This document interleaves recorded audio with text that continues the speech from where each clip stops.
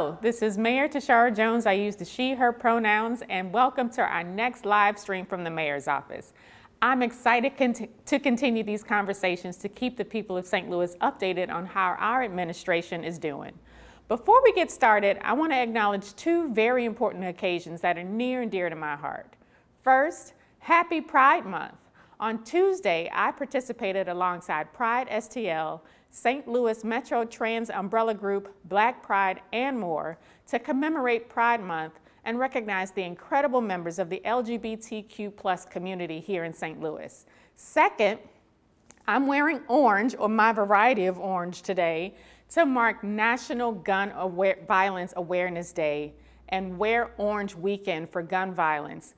Gun violence continues to plague our city and is a major driver of crime. Getting guns off our streets is essential to improving public safety for every neighborhood in St. Louis. I encourage everyone to participate in Wear Orange Weekend to show that the movement for gun safety is strong. Let's talk about our efforts to fight COVID-19. We do have some good news. On Thursday, not a single case of COVID-19 was reported in St. Louis. It shows St. Louis is working hard and being proactive to protect ourselves from COVID-19.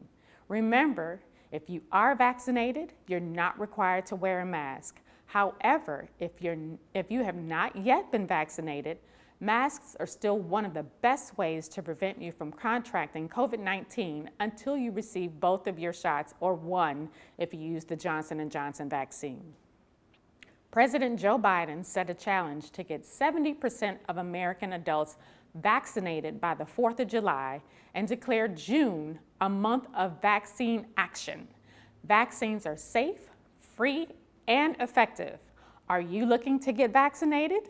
Text your zip code to 438-829 to get a text back with vaccine sites near you. Visit vaccines.gov for more resources and incentives too. Are you already vaccinated? Make sure to tell your friends and family to get vaccinated as well. My whole family is vaccinated. I also have an update on vaccination numbers from the St. Louis Community Vaccine Center at the Dome, which started in April and closed this past Tuesday, June 1st. The FEMA Vaccine Delivery Organization, or FEMA, delivered 44,162 shots in arms over the course of the past 2 months. We are so grateful for their hard work to get so many St. Louisans vaccinated. Even though more people are getting vaccinated, it's important to remember this pandemic is not over, and we must still take precautions and respect each other's choices to continue wearing masks. If you have not gotten vaccinated yet, I encourage you to do so to protect yourself and your families. Stay tuned for more educational efforts from the city to make sure residents understand the importance of getting vaccinated. Now, let's talk about how our city is planning to spend the federal COVID-19 relief funds. COVID-19 has left St. Louis at a crossroads. The crisis has exposed the deep fault lines in our city along racial and economic lines as Black and Brown communities faced a disproportionate impact from the virus. We now have the opportunity to right historic wrongs with a massive influx of investment from the Biden administration. Our city is on track to receive more than $500 million from the American Rescue Plan Act.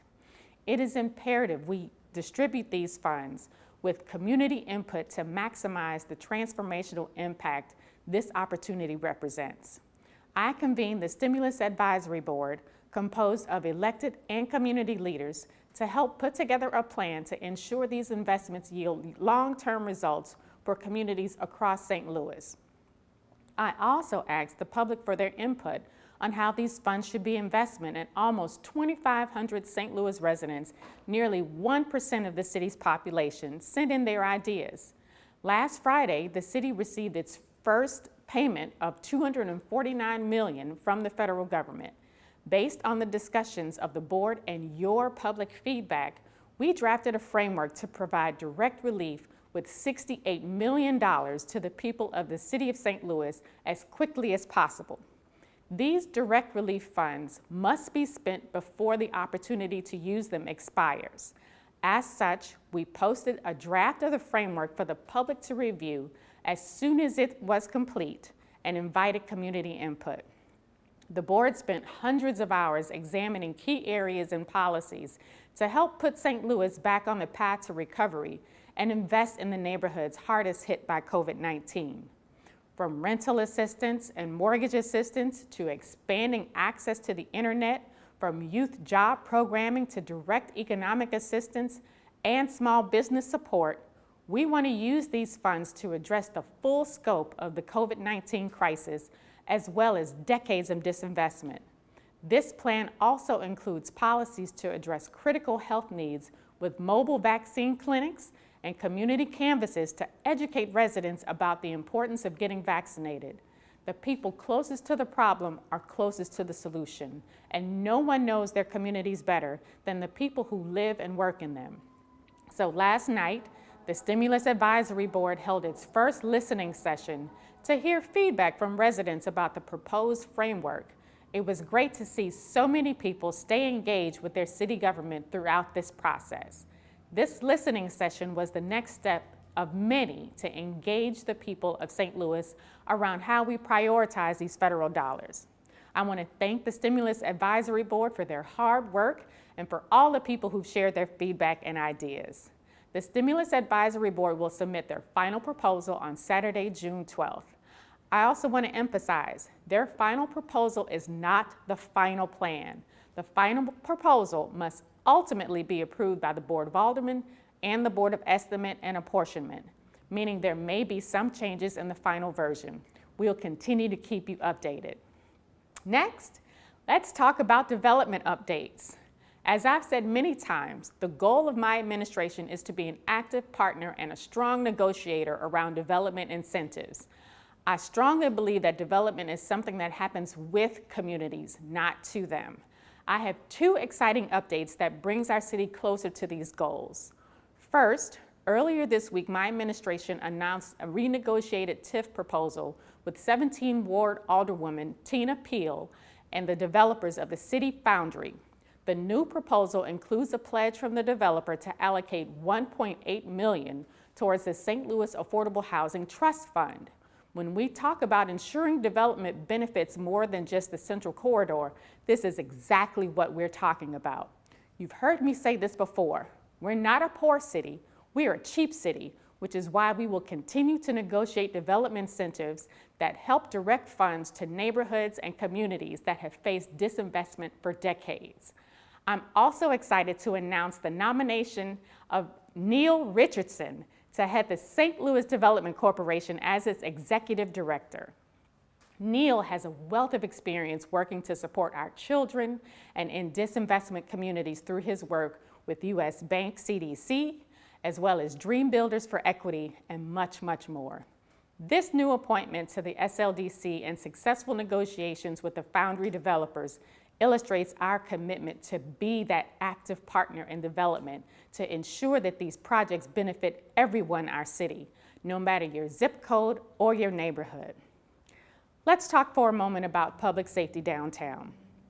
On Wednesday, my administration and I had a listening session with the residents and business owners of downtown St. Louis. They expressed their concerns with us around illegal and dangerous behavior, including speeding, gunfire, drunk and disorderly conduct, and more.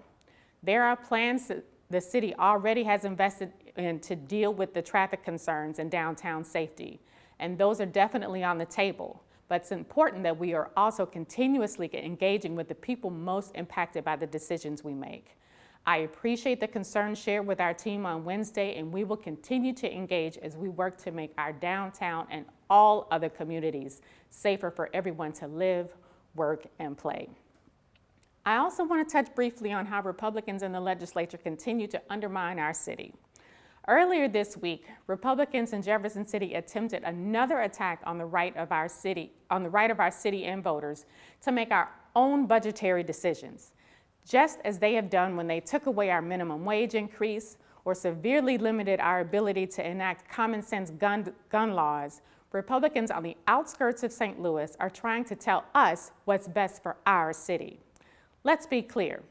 With the support of the police chief and the public safety director, we are reallocating $4 million from police positions that have been vacant for more than a decade to other critical services to support law enforcement so our police can focus on their job, solving and preventing violent crime to make St. Louis safer from everyone. Representative Nick Schroer and his crew are out chasing clout while I'm chasing solutions to the root causes of crime: poverty, housing instability, food and bank deserts, and much more.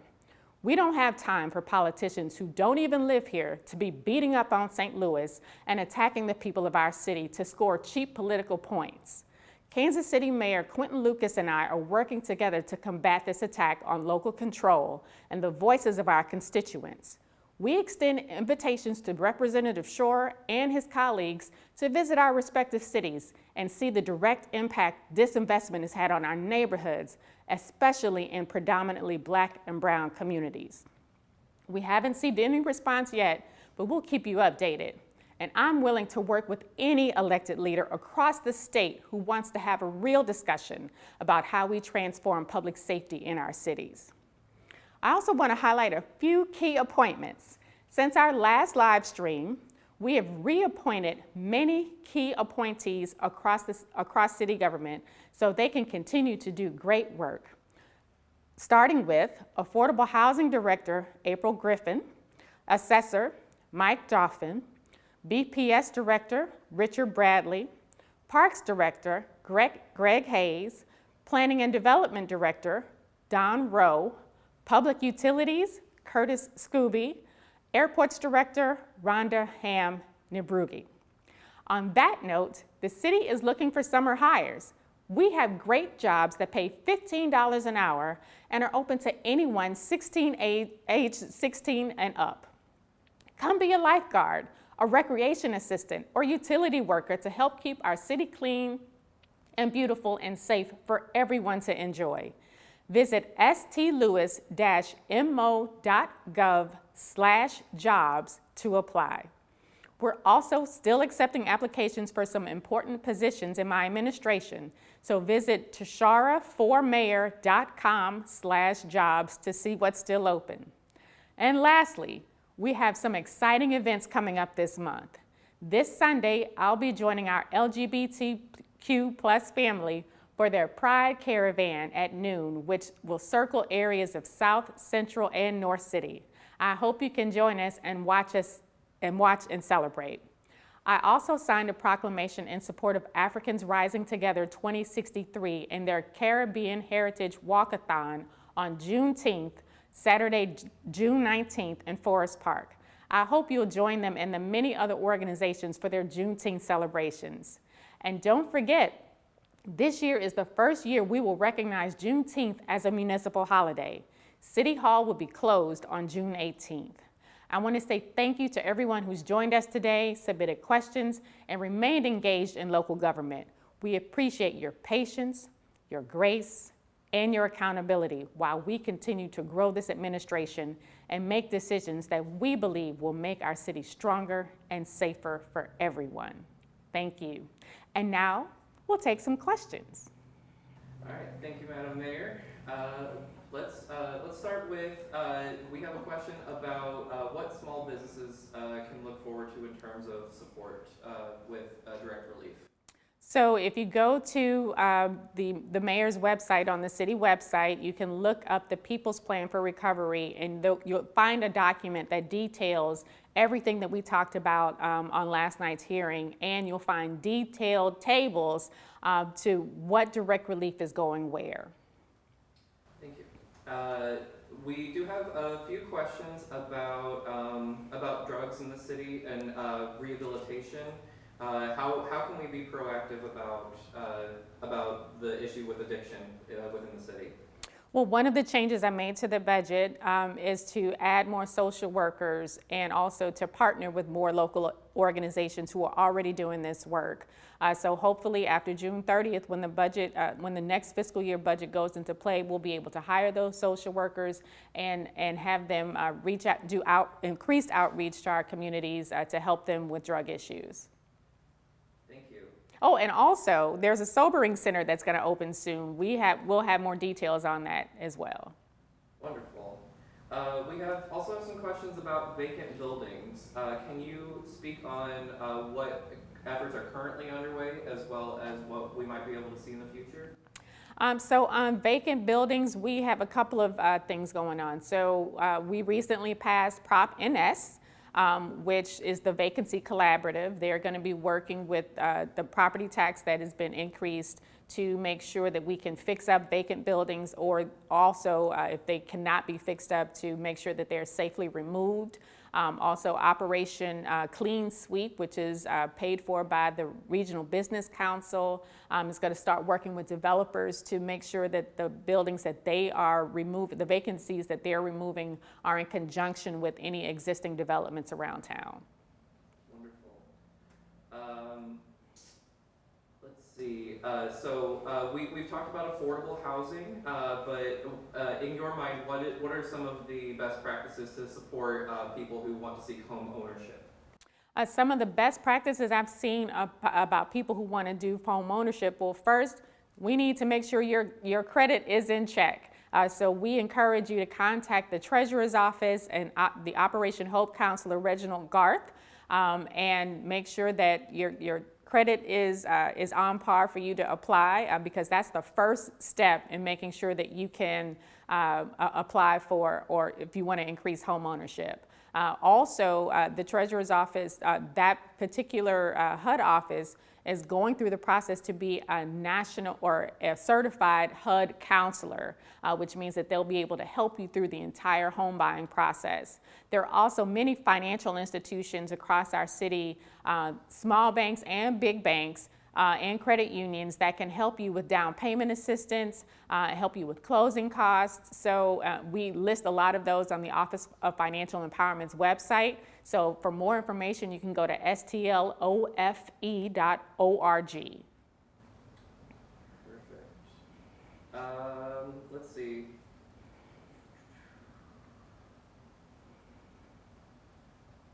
Looking for questions. Will the appointees that you mentioned, will they be evaluated on a regular basis to determine if they are performing to your standard? That's a good question. Yes, absolutely. I come from HR. I have a background in HR management, actually have my certificate from good old UMSL. And one of the things that I did when I got in the Treasurer's Office was made sure that we had a continual and objective evaluation process. So we're going to bring that process hopefully over to the mayor's office. But I think the biggest way to figure out if they're working is if they're working for you. Are your services being delivered in a timely and equitable manner? So please let us know, hold us accountable.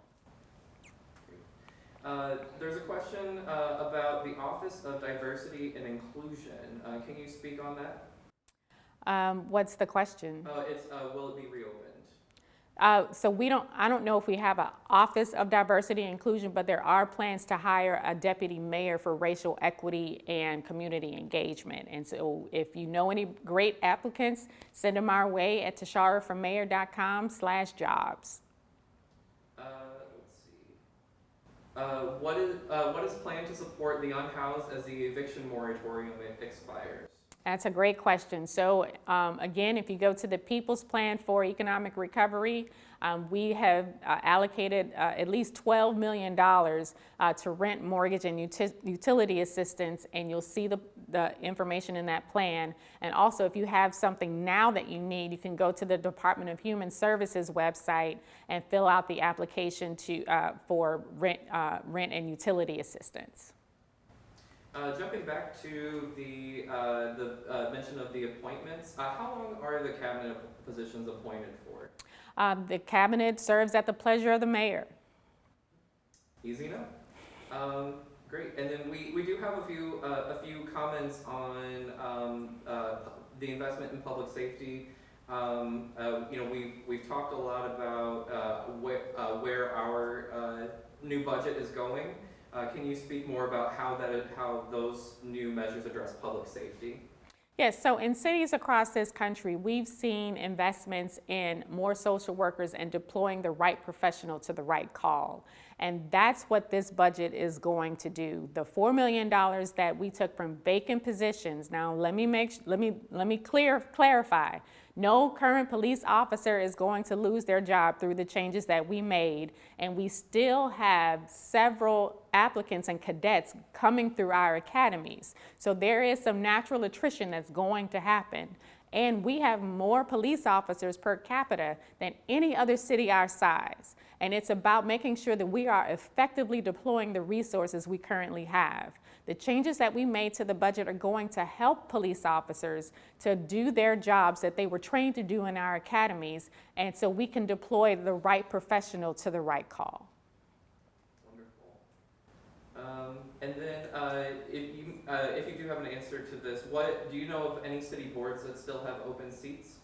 I think there are city boards that have open seats, and you can find those on the mayor's website as well under boards and commissions. Wonderful. Let's see. Let me check. Can you reiterate one more time the timeline for the budget, both for the direct relief as well as the additional funding from the federal government? So the budget is currently making its way through the Board of Aldermen, and we expect to receive that back maybe in a couple of weeks through the Board of E&A. We will amend that budget bill with the $68 million direct relief package that I talked about earlier, and then hopefully it will be passed and go into effect by July 1st. And so we'll start the implementation process and making sure that we get this direct relief out in the community as soon as possible. Okay, last one. Can we expect an update on recommendations made in the Teneo report? So right now, our public safety director and chief are reviewing the Teneo report, and I expect them to give me an update on the recommendations that they would like to implement as soon as they have reviewed it. And then last thing, where can people contact us if they have ideas in general about the city, about the funding from the federal government? What is the best place to send them to? The best place to send them is to go to the city's website at stlewis-mo.gov. Look up the mayor's page, and there are places there to contact us and submit your comments and questions. Perfect. Thank you, Madam Mayor. Thank you, everyone. Have a great weekend.